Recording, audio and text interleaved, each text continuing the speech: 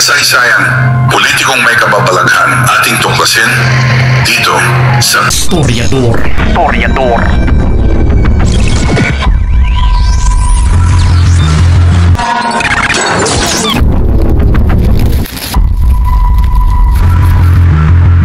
Congressman Dan Fernandez, magandang umaga po, Congressman. Ay, good morning po, Manong Ted, DJ. Mabuhay kayo at maraming salamat sa invitasyon. Opo, nakakailang interview na kayo ngayong umaga. Oo nga po eh. Kasi kailangan po natin i-depensa yung ating sarili sa mga mali akusasyon talaga. Okay, sige nga po ito. Si Colonel Hector Grijaldo po ay nagbasa po ng kanyang sinumpaang salaysay at kayo pong idinidiin na umano'y pinipilit niyo siya at ng abogado ni Garma, pati po si Congressman Abante na banggit niya na umano ay maging corroborative witness dito po sa statement ni Colonel Garma. Ano po inyong masasabi doon? Pwede na nga, sinabi ko na rin sa mga interview ko na talagang pinatawag naman natin siya kasi yun yung sinabi sa amin ni Colonel Garma na yun ang makakatulong sa kanya dahil kaibigan niya. And that's the reason why we called him doon sa may likod ng Quadcom hearing. Unfortunately, hindi naman po talagang... Kong Dan, sorry po. Pwede ho ba namin ayusin lang po yung audio nyo? Kasi parang muffled siya, hindi masyado maintindihan eh. Para ho mas maging makabuluhan pong ating interview. Alright, sandali lang po. Sige, yes. So Rome, pakiayos lang ang ating audio please. Yes. Direct Grace, opo, thank you. Salamat na marami. Kami po humihingi ng pangunawa sa inyo ha, kasi po importante ito para hindi tayo magsayang din masyado ng oras. Sa Congressman, sige nga po, inaamin po ninyo kaninyo na siya ay inyong pinatawag sa isang room? Oo, doon sa may likod doon kasi may mga kami doon, kainan doon sa room na doon. So, doon namin siya na-imbitahan. At yun na nga, kasi yung sinasabi nga ni Colonel Garman, kaibigan niya si Colonel Grijaldo at yung mga kapagpatulay sa mga sinasabi niya na kung pwedeng kausapin dahil hindi niya nakakausap. So, sabi namin, sige, yun naman, di patawag natin. So, nandun na kami sa loob. Yun na nga, at sinasabi namin kung totoo yung mga sinasabi. Meron ako mga, number 17 yun, sinabi ko.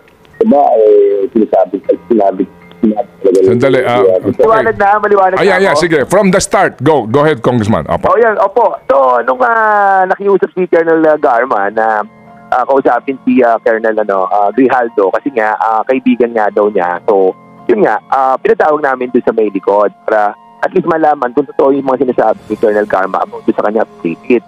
So, sinabi naman niya na wala siyang alam doon sa reward system. As a matter of fact, Manong Ted, DJ Shen, inibitahan namin si Grijaldo precisely doon sa General Barayuga case. Yung pagpatay kay General Barayuga dahil siya ang chief of police ng Mandaluyong. So, unfortunately, nagulat kami nang umapilit siya doon sa Senado at sinasabi nila na meron silang bombshell about doon sa amin. At ito pala yung bombshell nila.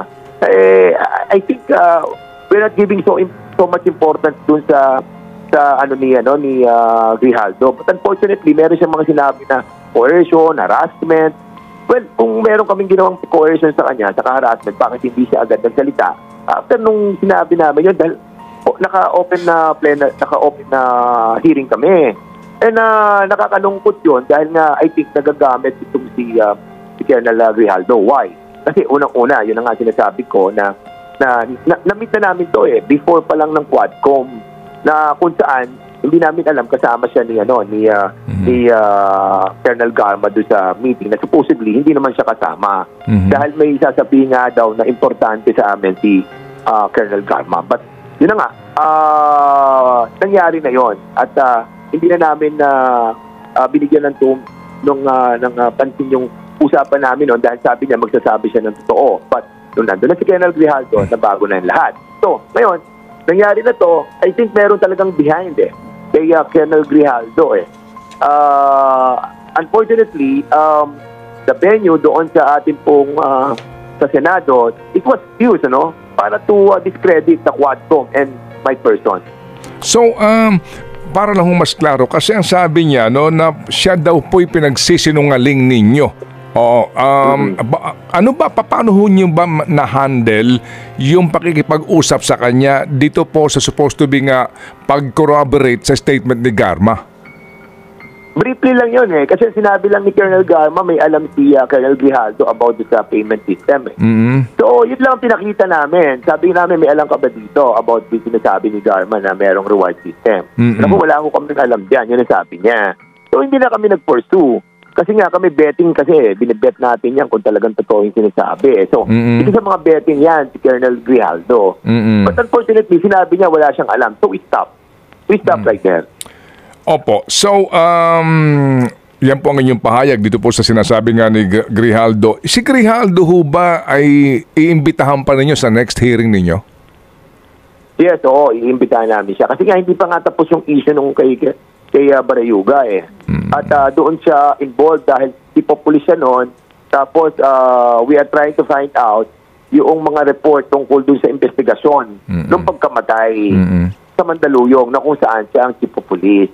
Yun ang issue niya eh. Kaya nga, nagtataka kami dahil nga hindi naman napapag-usapan na siya doon sa Kongreso, then sadali andun siya para, well, basically, tirain yung Quadcom. Opo. So, ito hong si Grijaldo, kaya nga din po ito nabanggit, ano po, kung ating magugunita, dahil sa kwento po ni Garma nung una, kaya sa Mandaluyong daw mismo may instruction. Sino nagsabi noon na dapat mangyari yung krimen, mawalang galang lang po sa pamilya ng biktima, sa Mandaluyong? Kasi yung chief of police dito, kabatch ko. Di po ganun ang kwento?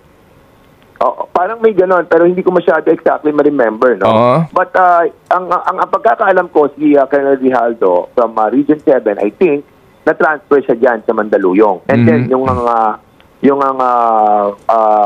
assassination kay General Barayuga happened. Okay, sige po. So, kailan po ang inyong next hearing po, Congressman Dan? At ano po specific ang topic ito? Kasi nga Quadcom po kayo. November 6, Manong. Ano siya? EJK, saka, dangerous drugs. Dangerous drugs. Saka, I think yan yung kila Jimmy Guban. And then yung Pogo as well. About doon sa immigration, yung paano nakapasok yung mga Pogo na to. Okay. Congressman, ano po ang inyong assessment po? Kayo ba'y nanood kahapon? Kung nanood po kayo, gaano kahaba na panood po ninyo? At anong parte ho ng hearing? Napanood ko yung tungkol doon sa DDS na binanggit niya na nagtayo siya ng sariling DDS. Tapos yung in-encourage yung mga kapulisan na encourage sila yung mga criminals to fight back. Medyo shocking sa akin yun eh. Medyo nasak ako doon eh. Na ito yung paraan para ma-neutralize sila, ma-negate sila ng mga kapulisan. So, basically, kung titignan mo, may infusion eh. May infusion yung encouragement sa mga police na para to fight back. And isa pa, yung mga taking mga bad words, well, I think we have passed through that era eh.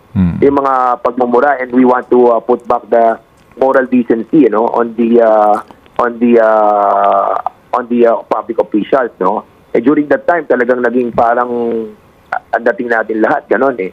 But of course, sabi nga kapag leader ka, everybody will follow eh, di ba? But this time I think marami nanonood ng mga Gen Z eh, ng mga kabataan, and they are talagang agas sa mga ganong klase ng mga words. And ako personally, kapag nangyari sa Kongreso yan, I will move to strike that out in the record of the Congress. Kasi nga, mababasa yan ng mga kabataan sa mga susunod na talinlahi.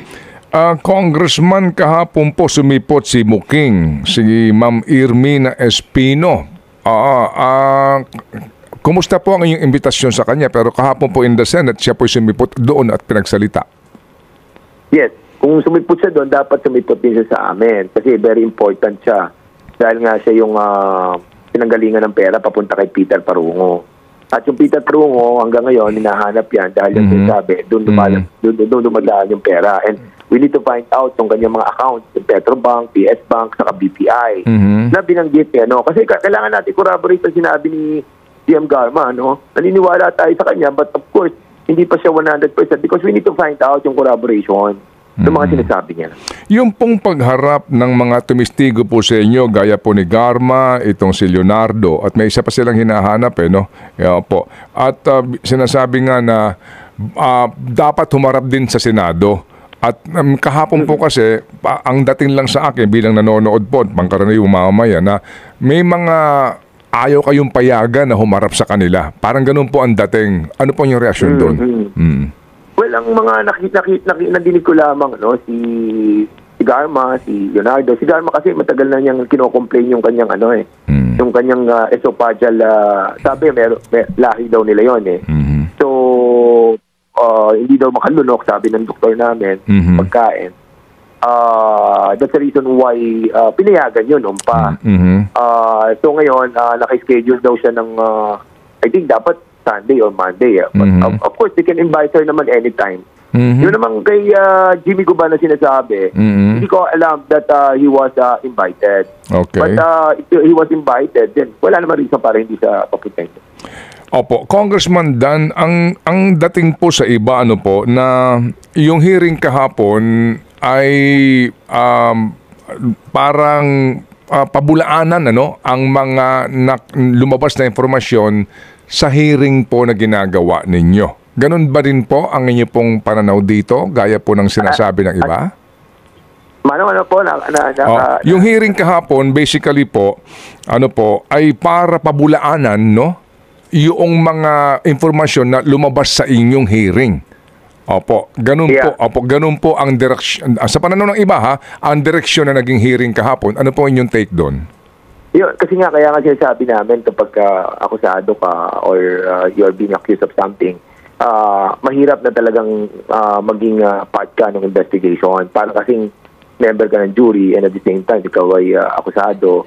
I think it will not work out. And that's the reason why ganun na nangyari doon sa Senate. But it's their own rules It's their own procedure and we cannot go against it. Pero ang sabi ho naman ng iba, kayo naman dyan sa House, yun din naman ang inyong agenda. Opo, na talagang dikdikin ang dating Pangulong Duterte kasama po ang kanyang mga kaalyado dito nga po sa issue on EJK. Ano po ang inyong take doon? Yun lang naman po sa amin kung yung mga nababalitaan natin dati, mga chismis about sa mga patayan, bayaran. Now na may nagsalita, we have to pursue wherever it takes us, as long as there are people na nagsasalita and na-corroborate. Remember, ang nagsalita ang una dito, yung mga PPL. Kasi sinabi nila may binayaran sila ng tig 1 milyon. Nakatkong pa yung 1 milyon, 3 milyon yun. Tapos it was corroborated by Warden Padilla, nila Jimmy Fortaleza. Tapos kinorroborate niya yun ni Colonel Garma and ni Commissioner Leonardo. So basically, dumidiretso Ngayon, kung ang sinasabi nila is something that medyo may politika, I think it's not kasi nga yung ating mga biktima din dito at ang dami pala, hindi pala 7,000, running around 20,000. Kaya yan ang nakakabahala sa atin. Opo. Congressman, ito po. Kasi may mga nagpapanukala ng Truth Commission dito sa nangyari pong madugong war on drugs, May mga ganon. Pero ngayon po, 2 kapulungan ng Kongreso is exerting effort and consuming too much time, po sa gobyerno sa hearing na ito sa iisang subject matter. Meron pong pananaw na pwede bang itigil nyo na pareho ito? Ipaubaya, wag na sa komisyon kasi panibagong gastayan, sa DOJ na mismo. Para po ang DOJ mangalap na po ng impormasyon at kung matibay, isang pa na ang kaso. After all, yan din ang challenge po ng dating presidente. Kasuhan nyo na ako. What do you think? Tama yun. Kasi nga, kung matatanda mo yung ating pong unang partial report, na kung saan nirekomenda na namin sa Solicitor General, yung preservation asset ng mga companies na hindi naman mga Pilipino. Inano namin yung ginawa na po namin yan. And secondly, ito na, susunod na po natin yung tinatawag po natin mga reports, mga partial reports yan about our recommendation. And we're about to, ako tingin ko, kasi papunta na rin tayo sa kampanyahan So basically talagang kailangan nating tapusin ito pong pag-hear natin. Okay, sige po. So, sa panghuli po, Congressman Dan, ano ang inyong mensahe dito po kay Colonel Hector Grijaldo? Kung sakasakali po na nakikinig ngayon po sa aming pong programa o kaya po maaari niya mapakinggan itong mensaheng ito. Well, ako sa akin, ang sa akin lang, huwag dahil siya magpabida kasi hindi naman siya, nakakalungkot lamang na nagsaritasa ng gano'n, ng coercion, ng harassment. Kailangan i-prove niya yan. At of course, we will take action on that. I heard na, hindi ko alam kasi, pero parang balita ko, na-suspend siya and I have to check it out. Kung na-suspend siya, if it is this way para maka-get even sa amin, huwag naman sana. Kasi meron mga namatay na tao dito, ang dami. Kaya I hope yun lang ang tingnan niya. Okay, sige po. So Congressman Dan, muli ho kaming tatawag para po makakuha ng informasyon mula sa inyo pong panig dito nga po sa nangyayari ngayong mga investigasyon na ito, Congressman Dan. Opo. Salamat po. Buhay po kayo. Opo, thank you Congressman Dan Fernandez po, ang isa sa mga co-chairman po ng House Quadcom. Kung gusto niyo ang mga ganitong videos, mag-like and subscribe at i-click ang notification bell dahil nag-upload ako ng mga videos kada linggo dito sa Historiador.